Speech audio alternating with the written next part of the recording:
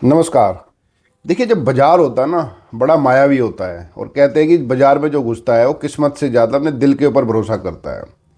देखिए, आपको भी अगर ये लग रहा है कि जो भी चांदी और सोने में जो गिरावट आई है ये मुनाफा वसूली या जिसको अंग्रेजी में कहते हैं प्रॉफिट बुकिंग के चलते आई है, जी नहीं, बिल्कुल ऐसा नहीं हुआ। ये एक प्री प्लान तरीके से ये क्रैश किया गया है। और प्लान क्या था? छोटी पॉकेट से पैसा निकाल करके बड़ी पॉकेट में देना। आप वीडियो में बने रहिए, मैं आपको सारी चीज़ मैं आपको ये बताऊंगा कि इसमें हुआ क्या है।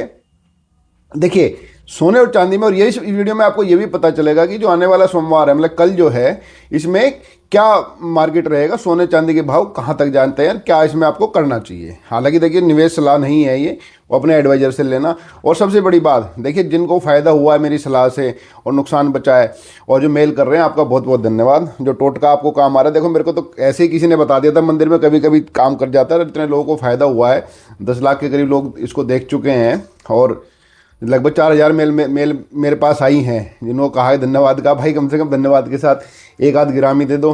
लेकिन चलिए, फिर भी अच्छा लगा कि भाई टोटका आपके काम आ रहा है और आपको फ़ायदा हो रहा है। टोटका भी मैं आपको इस वीडियो में बताऊंगा, सोमवार को क्या करना चाहिए वो भी आपको बताऊंगा। देखिए, सबसे पहले बात करते हैं कि भाई ये क्रैश क्यों हुआ, जानबूझकर क्रैश क्यों कराया गया। माफ़ कीजिएगा। देखिए, सबसे पहली बात मैं आपको बताता हूँ। देखिए, दुनिया में इस साल जो है लगभग, जिसे कहते हैं, 2.5 लाख कुंटल चांदी की पैदावार हुई। मतलब पैदावार मतलब प्रोडक्शन हुआ है, तो बाई प्रोडक्ट होता है लीड का, जिंक का जो है, तो ये फैक्ट्री से बन के निकलता है, खदानों से तो निकलता है, बड़ा भद्दा सा होता है, तो फैक्ट्री से निकलता है, तब ये चांदी बनती है। तो कुल मिलाकर के पिछले साल अब तक जो है ना 2.5 लाख कुंटल, मतलब जिसको कह सकते हैं कि 1200 ट्रक में ये आ जाएगा, इतनी चांदी पैदा हुई। लेकिन जो चांदी बिकी बैंकों के जरिए वो थी 13.7 लाख कुंटल। मतलब प्रोडक्शन कितना? लगभग 2.5 लाख कुंटल का, और बिकी कितनी? इससे 7 गुना के करीब लगभग। तो आप सोच रहे हैं ये कैसे हुआ है? ये हुआ इसलिए है कि बैंकों ने बेची चांदी, वो पेपर चांदी जिसको कहते हैं, ETF वगैरह कहते हैं। जैसे हमारे यहाँ वो बॉन्ड नहीं होते जो सोवरेन गोल्ड के, जो सरकार लेके आई थी कि भाई ये सोवरेन बॉन्ड खरीद लो, गोल्ड खरीदने की जरूरत नहीं है। तो इस तरह बैंकों ने, कि बैंकों में दो सबसे बड़े बैंक, दोनों अमेरिका के हैं, एक सिटी बैंक, एक बैंक ऑफ अमेरिका, इन सब ने मिला मिलू कर जितनी चांदी का प्रोडक्शन है उससे 7 गुना चांदी बेच दी। और जैसे ही चांदी का जो है रेट बढ़ने लगा, बैंकों को घाटे होने के चांसेस जो है, आशंका बढ़ने लगी। तो उसके बाद बड़े प्लेयर के साथ मिल करके ये क्रैश कराया गया, ताकि लोग चांदी से निकलें और जो घाटा है वो लोगों का हो, बैंक सुरक्षित हो जाए। और ये लगभग हो भी गया है, बैंक सुरक्षित हो चुके हैं, लोगों का नुकसान हुआ। लोगों ने 4 लाख पे जब चांदी पहुंची, लोगों ने अपने रिश्तेदारों से, अपने दोस्तों से, बाजार से पैसे ब्याज पे उठा करके भारी मात्रा में चांदी खरीदी है। और इतनी मात्रा में चांदी खरीदी, उनको लग रहा था कि 2 दिन में ही लॉटरी लग जाएगी, जिस तरह चांदी ऊपर भाग रही थी। लेकिन अचानक से क्रैश हुआ, वो रो रहे हैं बैठ करके, जिन्होंने सही समय से नहीं निकला। तो ये पूरा प्लान एक चांदी का किया गया। इसके अलावा और अब जो चांदी में जो उतार चढ़ाव हो रहे हैं, अब वो इससे इसलिए भी ज़्यादा हो रहे हैं कि एक चांदी की जो डिमांड है, जो बार बार एक चांदी की हाइप क्रिएट की गई थी कि चांदी का इस्तेमाल यहाँ भी है, चांदी का इस्तेमाल वहाँ भी है। देखिए, मैं आपको बताऊं, अब तक के जो आंकड़े हैं, सरकारी जो आंकड़े हैं, बड़ी एजेंसियों के जो आंकड़े हैं, उनके अनुसार केवल 58% चांदी ही उद्योग में इस्तेमाल होती है। बाकी चांदी घरों में गहनों के रूप में ऐसे ही चांदी रखी हुई है। तो ऐसा नहीं है चांदी का इस्तेमाल उद्योगों में इतना है कि भाई 100 के 100% चांदी का जो इस्तेमाल है और चांदी के रेट वहाँ तक पहुँच जाएंगे। और देखिए, इसके अलावा उद्योग की एक आदत होती है, जब उद्योग को किसी का जो कोई रॉ मटेरियल महंगा पड़ने लगता है तो उसका वो अल्टरनेटिव ढूंढ लेता है। क्योंकि अगर रॉ मटेरियल महंगा खरीदेगा जो कंपनी कोई भी, और तो उसका जो प्रोडक्ट निकलेगा वो महंगा बनेगा, और जितना महंगा बनेगा डिमांड उसकी कम होती चली जाएगी। तो उद्योग ने भी जो है चांदी का अल्टरनेटिव लगभग ढूंढ लिया है, और वो है कॉपर। देखिए, चांदी की जो कंडक्टिविटी है, जो मतलब कि इसकी है 100%, मतलब इतना बेहतर चालक होता है, चालक का मतलब वैसे वाला ड्राइवर नहीं, बिजली का जो कंडक्टिविटी इसकी 100% होती है। लेकिन इससे बेहद सस्ता जो कॉपर है उसकी होती है 97%। तो मतलब मात्र 3% के फर्क में कंपनी का जो प्रॉफिट और लॉस में कई सौ गुना का फर्क आ जाता है। तो उद्योग अब धीरे धीरे जहां चांदी की बजाय अब कॉपर की तरफ शिफ्ट कर रहे हैं, और नए जो इन्वेंशन हो रहे हैं इसमें, और वो बताते हैं कि ये आने वाले समय में चांदी की डिमांड वो नहीं रहेगी जो आपको बताई गई है। डिमांड तो देखो रहेगी, लेकिन वो नहीं रहेगी जो आपको बताई गई है अब तक की। ईवी में भी लगेगी, यहाँ पे भी लगेगी, बैटरी में बनेगी, सब कुछ लगेगी सब कुछ, लेकिन ये नहीं रहेगी। मैंने आपको पहले ही आंकड़ा दिया 58% उद्योगों में इस्तेमाल होती है, बाकी घरों में और वैसे चांदी रखी हुई है। अब सबसे बड़ी बात, एक डर और आ रहा है जिसकी वजह से चांदी के रेट गिरने की आशंका है, वो है मंदी की आहट। जैसे 2008 में मंदी आई थी, और 2008 में जिसने मंदी की घोषणा की थी माफ कीजिएगा, जो वो था पीटर सिफ। इस पीटर सिफ ने 2008 में मंदी की घोषणा की थी और मंदी आई भी। अब इसी पीटर सिफ का कहना है कि उससे बड़ी मंदी अब आने जा रही है, तो इसके चलते उद्योग धंधों में स्लो डाउन ऑलरेडी आना शुरू हो गया है। चीन के आधे से ज़्यादा उद्योग धंधे बंद हैं, क्योंकि वहाँ रियल एस्टेट में भारी स्लो डाउन आया है, दूसरी चीज़ों में स्लो डाउन आया है। और बाकी अभी 14 फरवरी से लेकर के जो है ना मार्च तक उनकी फैक्ट्रियाँ वैसे बंद रहती हैं, क्योंकि यहाँ नया साल लगता है, तो वैसे डिमांड कम हो जाती है। इसके अलावा चीन के व्यापारी चांदी बेच रहे हैं, जिस चीन के बारे में अब तक हम ये सुनते आए थे, चीन चीज़ें खरीद रहा है, चांदी को बेचने नहीं दे रहा, बाहर इंपोर्ट नहीं कर रहा, वहाँ के लोग चांदी बेच रहे हैं। और जो पिछले ही हफ्ते जो अचानक से चांदी में बहुत भारी गिरावट आई थी, उसका कारण भी एक चीन का व्यापारी ही था।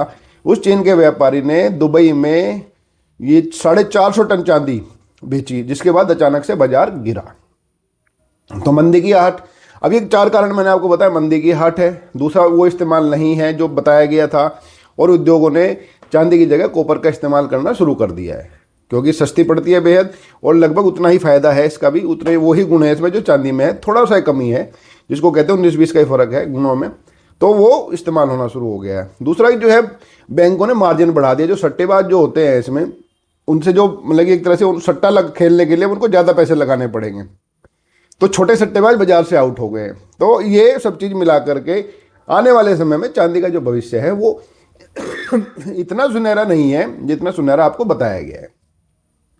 अब कुल मिलाकर के बात ये आती है कि अब इसमें करना क्या चाहिए आपको, और वो टोटके की मैं बात बताता हूँ। देखिए टोटका मैं आपको बता देता हूँ। टोटका ये है कि जो भी आपके इष्ट देव हैं, चाहे भगवान महावीर को मानते हो, चाहे जय जिनेंद्र कहते हो, चाहे लक्ष्मी माता को मानते हो, चाहे भगवान शिव शंकर को मानते हो, चाहे भोले शंकर जो है राधे राधे करते हो, आप अपने इष्ट देव का नाम कमेंट में लिखिए, और जो आप मन में मानेंगे आपका जो है फ़ायदा होगा, नुकसान नहीं होगा। ये टोटका लगभग 10 लाख लोग देख चुके हैं इसको, लगभग 4000 मेल मेरे पास हैं जिन्होंने इस टोटके को आजमाया और उनको फ़ायदा हुआ है। तो कमेंट में आप लिखिए, जिस भगवान को आप मानते हैं उसका भगवान का नाम लिखिए, और उसके बाद आप कल व्यापार शुरू करना, वो मन से मान करके आपका नुकसान नहीं होगा। तो ये ज़रूर कीजिएगा आपको। चलो अब बात करते हैं कल जब बाज़ार खुलेगा तो आपको क्या करना है। देखिए कल जो जानकारी आ रही है, जो पूरे के पूरे अब तक के जो आंकड़े हैं, कल ये है कि कल आपको शुरुआत के 2 घंटे में एक बहुत तेज़ी से अप और बहुत तेज़ी से नीचे डाउन, मतलब कि जो जानकार जो लोग कह रहे हैं, देखिए, और मैं बता दूं ये निवेश बाजार जो बड़ा जोखिम का मामला होता है भाई, अपने जो एक्सपर्ट हों फाइनेंशियल एडवाइजर उनसे सलाह ले लेना। लेकिन जो जानकारी आ रही है निकल करके, जो आंकड़े बता रहे हैं, और जो पूरी दुनिया की जियोपॉलिटिकल सिचुएशन हुई है फिलहाल, क्योंकि उसमें डॉलर थोड़ा सा मजबूत हो रहा है, क्योंकि ट्रंप अब थोड़ा सा लगता है सुधर गया है, वो ज़्यादा उठापटक नहीं कर रहा है, और ट्रंप के हाथ में ही ये सब कुछ है। क्योंकि डॉलर का कमज़ोर होना मतलब अमेरिका का कमज़ोर होना, और जो नेता ये नारा दे करके आया हो कि मेक अमेरिका ग्रेट अगेन, वो चीज़ होने नहीं देगा। और यही कारण है शायद इतना उकसावे के बावजूद भी उसने टेढ़ी मेढ़ी शक्ल कितनी बना ले, ईरान को अब तक उसने पीटा नहीं है, क्योंकि ईरान के पीटते जो तेल की कीमतें इधर उधर होंगी तो उसके बाद होगा।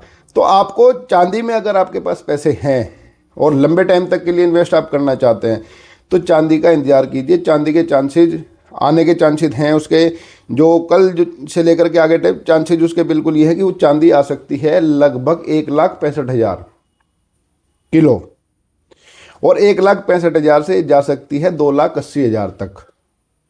तो अगर आप 2,80,000 पहुंचने के बाद खुशी से पागल ना हो, और एक 65 आने के बाद जो है ना आप रोए ना कि अब महंगा खरीदा हुआ है, तो आप चांदी के उसमें घुस जाइए, क्योंकि चांदी सबसे ज़्यादा ऊपर नीचे होती है। क्योंकि चांदी का मैंने आपको बताया कि 58% इस्तेमाल है, गहनों में कम इस्तेमाल होता है, सोने की तरह इसकी इमोशनल वैल्यू भी कम है।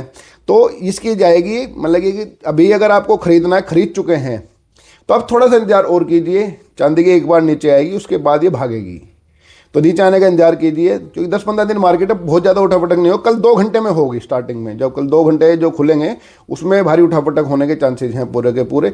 तो आप इंतजार कीजिए, आप अपना तैयारी करके बैठिए कि जैसे चांदी 2 के आसपास भी करके घूमे तो आप इसको खरीदिएगा। लेकिन अगर सोना 2.5 क्रॉस करता है कल, या मतलब कि जिसको कहते हैं, तो उससे जो है ना दूर है कि 10-15 हज़ार का करेक्शन उसमें भी आएगा। क्योंकि जो प्रिडिक्शन है, जो बाजार के एक्सपर्ट हैं वो ये कह रहे हैं कि इनमें एक करेक्शन और आएगा सोने और चांदी में। जो चांदी है वो जाएगी 1.65 तक, और जो सोना है वो जाएगा जो है 85 से जो है 75 के बीच में।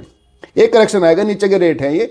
और फिर इसके बाद जब ये यहाँ तक जब लेवल आ जाएंगे, उसके बाद सोना और चांदी दोनों एक बार फिर ऊपर जाएंगे, और फिर एक बार ऊपर जाने के बाद ये पूरे साल तक लगभग बाजार स्थिर रहेगा। तो जो आने वाले 10 दिन हैं ये बड़े वोलेटाइल हैं। और कल जो है शुरुआत के 2 घंटे आप अपनी पॉकेट के हिसाब से और लॉन्ग टर्म के हिसाब से आप इसके हिसाब से अपना निवेश कीजिएगा।